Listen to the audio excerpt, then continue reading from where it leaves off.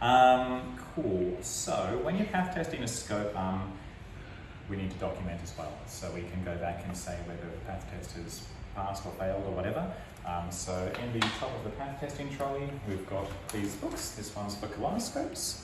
I'm testing scope 866. And you can find on the inside of the cover, 2100866 is from page 71. So we track down page 71. And obviously we've done a couple. 71's full, 72's full. Actually, we're on to 72. So I've already written up this here. It's a colonoscope, serial number is 2100866, the date we're doing it today, and then the date that the next test is due, assuming it doesn't go away for repair or anything. We can document how long it's been in storage if we need to, the water bottle number down here, and then the stickers from the path testing kit. So the path testing kit is here. I've just taken it out of this Ziploc bag, which I'm keeping. So there are some stickers on some of the bits which we need to keep. And we can just pop on there. It comes with our own little pathology bag.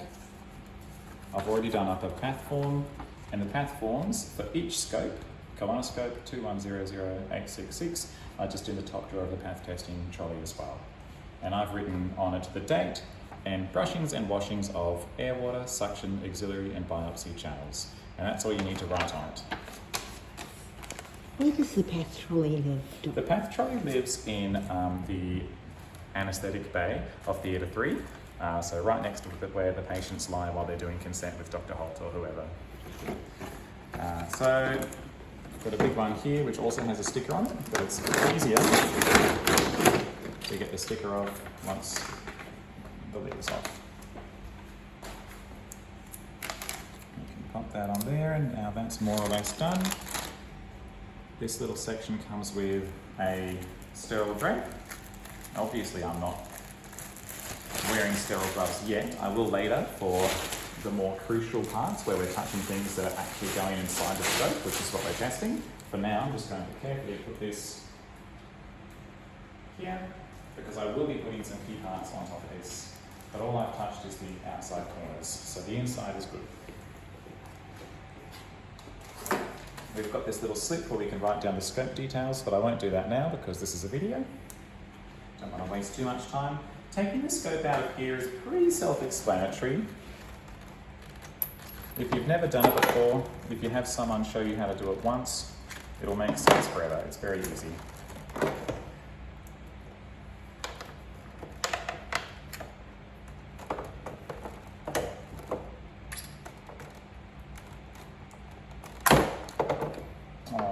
So we try to be gentle with the scope as best we can, especially the distal end where the camera is. There we are. We're going to tie the scope up in here so that it's held steady while we do everything else. It can be very slippery, so we've got this sitting on top of a rubber glove, but even then it's still going to be slippery. So that's just something we need to be mindful of. This is always a bit awkward, so forgive this. I'm going to carefully, this is worse than I've ever had it because this guy's gotten stuck. There we are.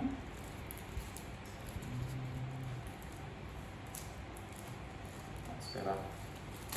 That guy can go there. This bit's getting locked in here with this little strap. Now the key sites are the biopsy cap and your air, water and suction caps, well technically just the suction one, and then our kind of our suction bit here at the end, but we'll go through that in a sec. I'm just going to leave the end of the scope here, bearing in mind that I've got a clean section over there still. We're going to set up our water bottle here. It's not too bad, probably shouldn't have chosen such a soft bed, but that's okay. We want a couple of dailies under there for later on. That's just so cleaning is easy later. Done. We're going to open up this guy here with some important bits and pieces. These bits don't need to be kept sterile as such, because there's a little clear sterile pack in there later which we're going to play with. So we can just pop that down there and that's fine. So we've got rubbish. Probably the first thing I grab here is the green bit. Try not to touch the clear, firm straw attached to the green tubing though, because that's going in the water which we're testing. So I'm grabbing another part, finding the green bit. There should be all right. And now I'm going to carefully put the clear straw in, hook it onto the side of the bottle, and that is fine. Now we've got a couple of attachments which go onto the scope. The worst, most annoying one is the one connected to the blue clip. This bit here screws onto where we put our auxiliary water over here, and it goes on very, very badly. So you need to kind of wind it backwards first and then push really hard inwards as you screw it on. And that actually went quite well, but it can be quite difficult. The red one goes into the end of the scope here, which is where air gets pumped in. Yellow is the universal colour for suction, so that's going on the suction end. And the white one here, try not to make it too tangled, but it is, just goes on the biopsy bit. We'll leave all these open for now. Also, we have this guy here, which just goes over the air-water adapter, just to close that off. And then we get these two little rubber buoys, which close off these sections here for now. And two. Left over from this packet, we have the brush, which is going to be done much more sterile, and this is for the very, very end. I'm going to leave him over there, so I'm contaminating that area, but I've still got a good section here.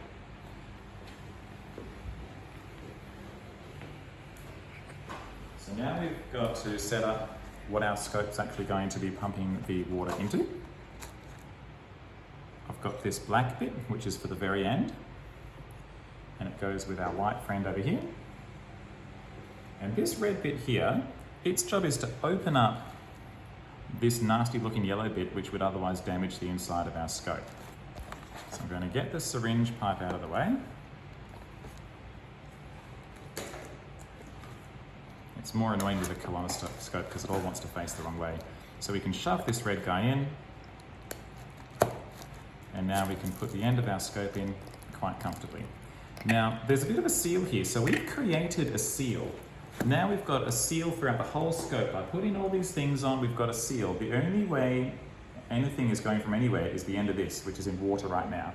So if we create a vacuum by pumping this syringe, we're going to be sucking water from this tubing through the scope and then into here, which is what we're going to be testing. So if it's kind of stopped now, but if this pumping sound makes a really high-pitched noise, you know there's a leak somewhere. So there's no leak right now, and as you can hopefully see, there's water pooling through. We want enough to start with. That's probably enough for now. And so now what we want to do is get water through every different channel. So I'm going to close off 1, 2, 3 channels and pump a little bit. So now I'm only pushing water through the air-water channel. And then I'm going to close air-water and open the suction channel. And water's coming through there. Then I'm going to close suction and open the gas channel. And because it's a smaller channel, as you can see, not as much comes through, but it is coming. And then I'm going to close off that one and open the biopsy channel. And now a bunch of water's pooling in, and I can see on the inside that it's quite full. So that's fine, we can leave that alone now. Now the next thing we want to do is take off one of these clear caps, and the one on this end of the scope, because it's from here that we can access the distal end of the scope and also the suction channel. So we're taking that off, and we're taking Yeah, they're all closed now. That's good. You want to make sure you clip all these closed before you do this, or water's just going to pool out of these. We're also going to take this one off, and we're going to take the suction one off. And that's what those dailies were there for, to catch this little bit of water that's pulling through. So now we're ready to brush it. Now first we want to get some scissors ready and clean them. So we can steal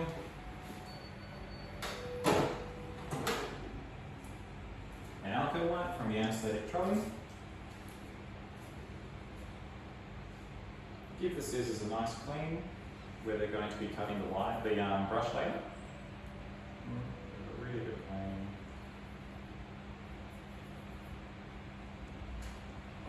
This clean end, I'm just going to leave over there. It's really slippery. It's not normally that slippery. And that's there for later. Our brush, it's ideal to have 2 nurses, really. If you only have 1 nurse, and if you want to risk it, you can now drop your brush onto the very small part of your sterile field which is still sterile. There we are. And you can wash your hands and pop on some sterile gloves. But because you don't have a friend right now, you need to prepare your sterile gloves.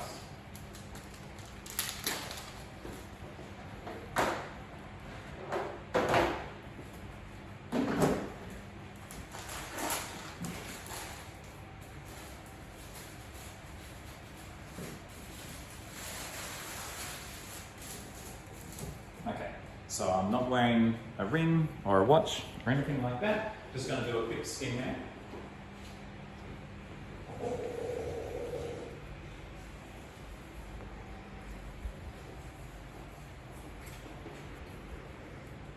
I hope this is as thorough as you wanted.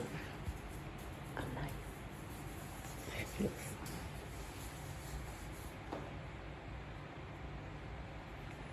Give it a bit of a clean. Earlier on I did a skin man, a really thorough one all the way up past my elbows. Sometimes if something like a part of the brush were to accidentally touch a part of your arm, you can get skin flora contamination. Just normal flora that lives on your skin and is no big deal, but the pathology guys, they will get that. Most of them know it's no big deal, but if you get a new person, they will freak out.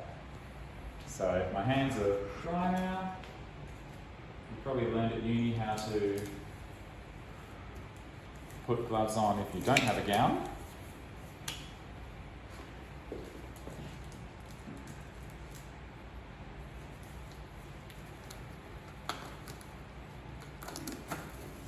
Great. Okay. So this is the part that we're most careful about because I'm literally touching the bits which are going to be sitting in the water that gets tested. So we really don't want to be contaminating anything. So first thing we're going to brush is the biopsy channel. You just feed it through the channel. It's eventually going to make its way through the end of the scope. But we need to, this brush is it's very fixed in its bendy little shape. So as we go, I just try to be careful to make sure that I'm unbending it, unwinding it, and it's not touching me anywhere apart from on my gloves. And if this was a gastroscope, the scope would be facing away, so every now and then you'd want to check, but because it's a colon, it's long enough, I've doubled it over, and I can see where I am, that the brush has just come out of the end of the scope, and I'm just giving a bit of a jiggle in the water, and then we can pull it out. Very careful not to touch anything.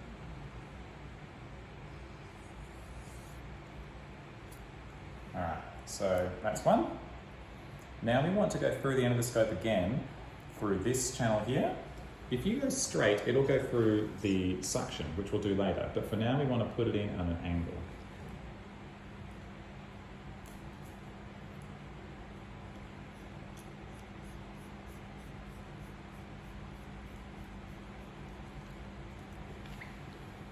Sorry this is a long video, but at least you get to see the whole process.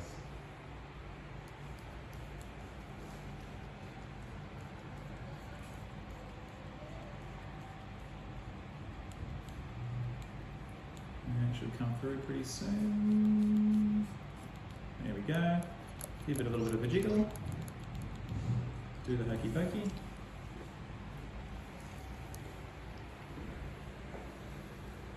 If you're used to doing scopes by pulling with your right hand, you can kind of feel how much longer you've got until it comes out. You're used to this. I can feel that it's very close. There we are. And now, on something slippery like this drape, you can have a problem now. So I'm going to go straight. If it gets pushed backwards, which is happening now, Nell, can I get you to stand over there maybe? I mean, ideally, have a friend to help you do this, but you can put your knee up to brace it, and then you can push against your knee. And once it's through that first part, you're fine. There's just, I don't know what it is, there's something in there which it's pushing against. Yeah. I mean, it does. I put the bed up this high, so if Nell was doing this, she wouldn't be struggling as much if she just had the bed lower. I'm not doing a very good job here. Oh no, I don't need the help with bracing. It's all good now. Thank you. All right, so it's not coming through that end this time. It's going to come through here. Right there. My kind audience. So it's getting a bit firm. It's probably trying to make its way around a corner in there. So I don't have to do this twice. But that being said, I normally use a back table cover. Here we go. So you can see it's just pushed through. Hopefully it hasn't touched that. It's like 1 millimetre or 2 from that green tubing, so that was lucky. All right, so now I'm going to take it out. So that was straight ahead. That was straight. Straight gets you down through the suction. You can see it, straight would take you through here, and this goes all the way up and around, and to suction. Gotcha. And you know that it's going to go to suction because this is where the suction button is. So that's the pipe that you're connected to. And we're quite close there. There we are. So now we've got this, which we want to put in the water. So if you stay on that side now, I'll show you around this way. Now, everything below here is dead to me now. I don't need it. I'm going to keep this as my clean hand. This is going to become my dirty hand. I'm going to disconnect this, if you can see down here. Keeping the red connected, I'm just going to get this yellow one out. Grab those scissors that I cleaned earlier.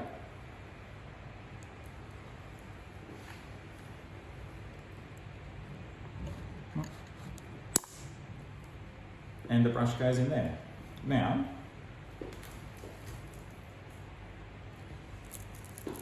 we can, you can now, if you want to, take this part out, reconnect all these bits. You know what, I'll just show you the full story. So let's just do it properly. So, we're going to reconnect all these guys. It doesn't matter that my hands aren't clean anymore because all that's locked away. Connect everything up, unlock, unlock, unlock, unlock. So now once again, the only way anything's going through the scope is through the end of this tube, but this time we're going to take the tube out of the water and we're just going to give it a couple of pumps. First of all, because it'll give us some more water in here, but second of all, because by giving some water in there, we're pumping these channels with air. We're drying them out a little bit, so that when I wrap it up and put it back in here to go to CSV, it's not going to pull water everywhere. Okay, so now what we want to do is close up this container ready to be sent to pathology. So again, I'm going to take it out by the yellow bit, and that black one from earlier all the way over here, I'm going to grab. This long bit is the bit that goes in with the specie, which is why I grabbed down here earlier. I just pop my finger in here and poke it into place. And then we're going to disconnect the syringe that we were piping with, and the little white guy from earlier, the little cap that I put in the corner with next to the black one. I'm going to take that, pop it on here, and we're done. Now all we need to do is label it with this red label that came in the pack, and all I normally say is Hospital, St Andrews Ipswich Private, Department OT, Scope, colonoscope, SN is obviously the serial number for the scope, Tester ID, I just put my name, and the date is today's date. We sign it in to the path book under no doctor, obviously. We just, and instead of the patient sticker, we just write the scope name and serial number. Call pathology to let them know there's a fresh specimen in the fridge, even though it's just brushings and washings. If you tell them that, they go, oh yeah, whatever, and they'll just come get it when they want to. And then that's pretty much the whole process. By this point, if you've unpacked it, you probably know how to repack it. So you repack it up, give it to CSD, and document on their big whiteboard. On the far right-hand side of that scope section is when it's due for path test, which is for a colonoscope, 3 months from today. A gastroscope is 3 months from today. A duodenoscope, an EUS gastroscope, or a bronchoscope is 1 month from today. The end.